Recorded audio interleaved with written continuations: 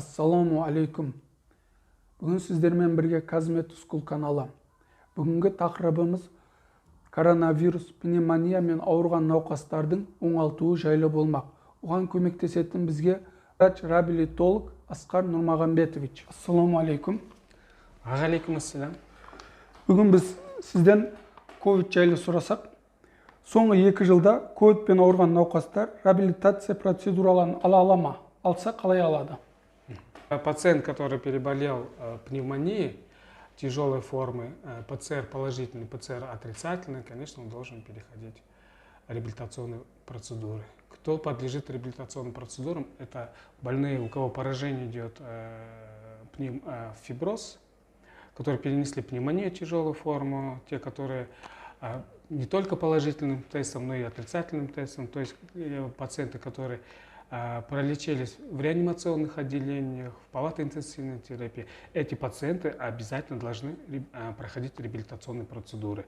После того, как они выписались, этот пациент, он автоматически попадает в программу КМС, и терапевт или пульмонолог участковый, или реабилитолог, он видит уже этого больного. В течение 14 дней после того, как он выпился, он обязан, терапевт обязан, или пульмонолог участковый, он обязан обязательно предоставить или сказать, что есть реабилитационные бесплатные процедуры. Реабилитацияға түсетін науқастар көбінесе қандай шағымдармен келеді сізге?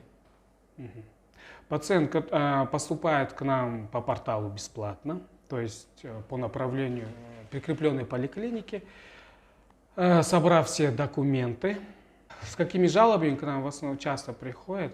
Вот мы уже с января месяца принимаем уже больных, и частые жалобы это в основном одышка. Одышка при незначительной нагрузке, это достаточно пройти. Очень часто встречается, они не могут пройти 180-200 метров, начинается одышка. Не могут подняться на первый этаж, даже на пол этажа начинает одышка. Это первые частые жалобы. Вторая жалоба – это общая слабость. Очень часто встречается, практически у 99% это общая слабость, недомогание, сухой кашель. Бывают больные, которые жалуются на дискомфорт за грудиной и дискомфорт межлопаточной области. Почему? Потому что часто это бывает. Они боятся, может быть, это сердце или что-то там поломалось. Нет, это часто бывает из-за того, что больной лежит постоянно в промпозиции. Промпозиция – это лежа на животе. Почему это правильно при поступлении больных в это, что это положение нужно лежать больным для того, чтобы была в таком положении идет вентиляция легких, именно нижних долей легких, поступление кислорода. Потом жалобы часто бывают, это периферические отеки, это отеки на нижних конечностях, часто бывает очень. Ну и страх. Страх заболеть обратно. Осында реабилитацияға түсерден алдын шағымдарыңыз қандай болды? Бөрге шағымдарым болғанда, бұл жерде арқам ауыратын. Арқам ауыратын, температура болатын, и слабость, терлей берем, сондай шағымдарым болатын. Температура неше күн шықты? Температура 2 айда, 2,5 айдай шықты температура. Осы қазір айтқан шағымыңыз 2 айдай мазалады ма сізді? Мазалады, 2 айдай. До реабилитации у вас какие жалобы были? Ну, жалобы таких сильно не было, но слабость все равно была. Слабость? Да. Одышка была? Одышка была, да. Одышка была. Слабость, а температура? Нет, температуры нет. Видеоны ары қарай көрмей тұрып, каналымызға тіркеліп кетіңіз, лайктарды басыңыз, және де видеоны достарыңызбен бөлісіңіз. Ковидпен ауырған науқастарды реабилитацияда қандай емдер қолданасыздар? Лечением реабилитации это дыхательная гимнастика. Это дыхательная гимнастика, она включает в себя. Это диафрагмальное дыхание обязательно должно быть, или как бы в простонародье брюшное дыхание, дыхание с животом. Потом это кинезиотерапия, это включать именно мышцы грудных клеток, мышцы грудной клетки. есть мышцы, которые собственные мышцы, которые непосредственно при акте дыхания, они как бы безусловно начинают помогать легким. А есть дополнительные мышцы, которые непосредственно помогают грудной клетке. Экспираторное дыхание и инспираторному дыханию помогает. То есть получается мышцы, которые крепятся от грудной клетки к верхним конечности, к шее, к позвонкам. И мышцы, которые крепятся ниже грудной клетки. Это ближе к тазу, да, там скажем, косые мышцы есть, прямая мышца есть, есть мышцы внутренние косые, наружные косые. Если взять верхний плечевой пояс, то там идет мышцы, лестничные мышцы есть, мышцы, грудные мышцы есть, трапециевидные мышцы, которые помогают в акте дыхания. То есть мы за счет вот этих дополнительных мышц активируем, увеличиваем объем легких. За счет этого, да, мы улучшаем поступление воздуха, увеличиваем эластичность фиброзных тканей, эластичных легких. И за счет этого у них увеличивается и сатурация, уменьшается отдышка, появляется толерантность к нагрузкам, физическим нагрузкам. Вы сами видите, вот у пациента, я сам как бы наблюдаю, обычно каждый день спрашиваю, и каждый день у них идет прогресс. Да? Я сегодня, говорит, прошла, поднялась там на 3-4 ступеньки выше, говорит. А уже к 5-6 дню они уже поднимаются на 3-й этаж. Да. Наше отделение находится на 3-м этаже палаты. Вот. И помимо того, что основных вот, дыхательной гимнастики, кинезитерапии верхнего плечевого пояса, мы даем дополнительно это вибромассаж грудной клетки. Для чего? Для того, чтобы какие-то остаточные явления убрать. Да, у кого-то там бронхит, у кого-то там кашель. Также мы влияем же, даем электрофорез с кальций-хлором, да, очень хорошо воспаление снимает. Ну и, конечно, магнит очень хорошо снимает фиброзные ткани легких. Вот это.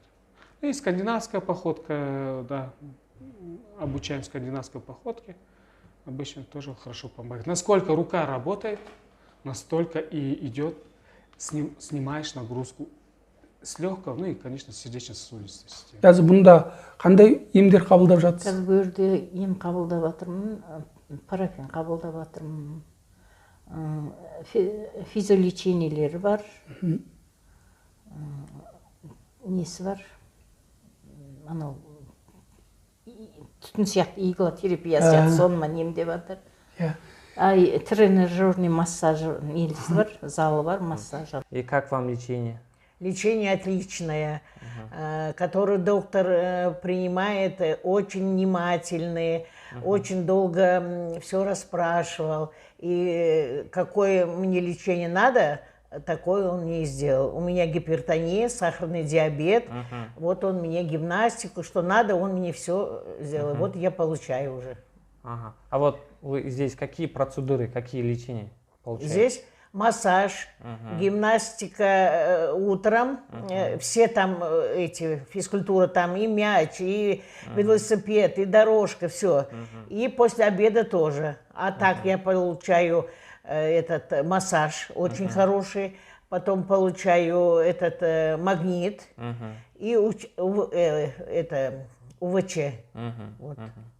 И дыхательная гимнастика. И дыхательная гимнастика. Два раза в день мы проходим дыхательную гимнастику.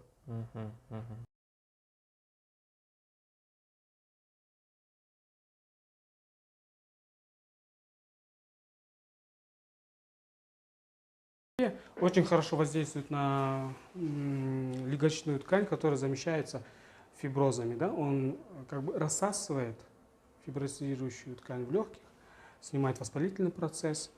То есть это аппарат сразу дает заданные параметры. Здесь очень легко, то есть ты набираешь диагноз по МКБ-10, там G18.1 или G18.2, и сразу выходят его параметры. Заданные параметры ставим на 20-30 минут. Следующая у нас процедура тоже идет электрофорез. Вот сейчас пациентов нету. тихий час. Электрофорез ставим с кальций-хлором. Да, с кальций-хлором. Кальций-хлор является противовоспалительным, воздействует противовоспалительным действием, тоже снимает воспалительный процесс. Начиная с дыхательной гимнастики, то есть это обычно, да, вот берем мячик, вдох и поднимаем руки вверх, расправляем, расширяем грудную клетку, выдох, выдыхаем через рот. Вдох через нос, максимально вдох, голову не поднимаем. Выдох. Можно с наклоном, давайте, выдавливаете полностью, отлично. Обратно вдох. Выдох до середины. Смотрите, вдох. Не-не-не, ножку ставим, ножку вместе. Вдох. А теперь выдавливаем эту ножку. Не, наоборот, вот эту ножку и на нее. Давайте. Да, молодец, раз. Теперь в эту сторону, еще раз. Выдавливаю, вдох, выдох, ничего страшного. Теперь с этой стороны, с моей стороны. Вдох, выдох, молодец, раз. Видите, да? Да, одной рукой, второй рукой. И какие-то там звуки, там, с это, да, ха. Выдавливаем оттуда то, что там есть внутри бронхов, мелких бронхов, альвеолов. И такое движение, я похлопываю по грудной клетке, именно по поверхности, и говорите и вдалкиваем, да, молодец, хорошо. То есть они друг за другом стоят и начинают бить. Поворачивается ко мне, теперь она мне бьет. Да, сбоку. Брюшное дыхание, вдох животом. Руку поставьте на живот. Нет. Руку на живот. И сделайте вдох так, чтобы поднять ручку вверх от живота. Смотрите. Видите, я вдох сделал и живот надул. Вдох сделали?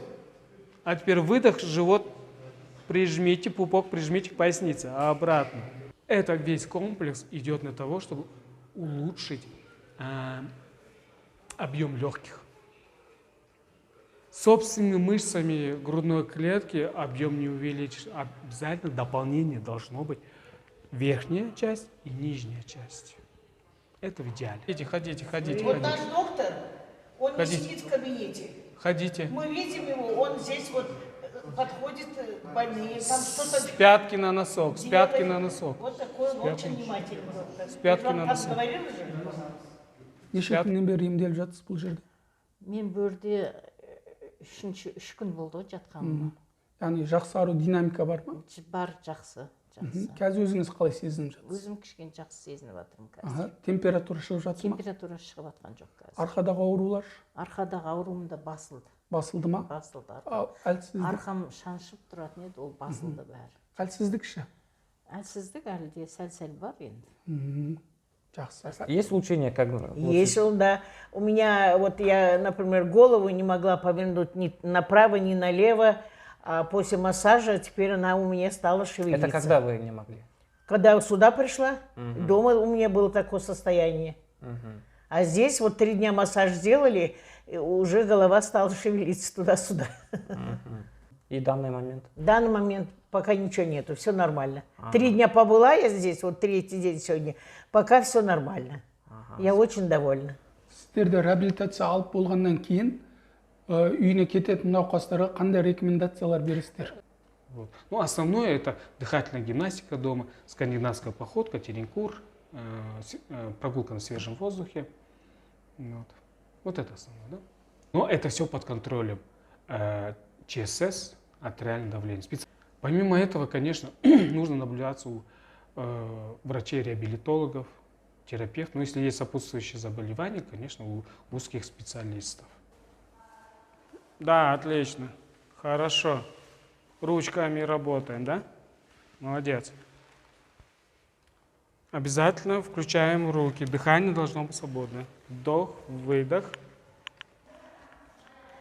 Правая рука, левая нога. Отлично.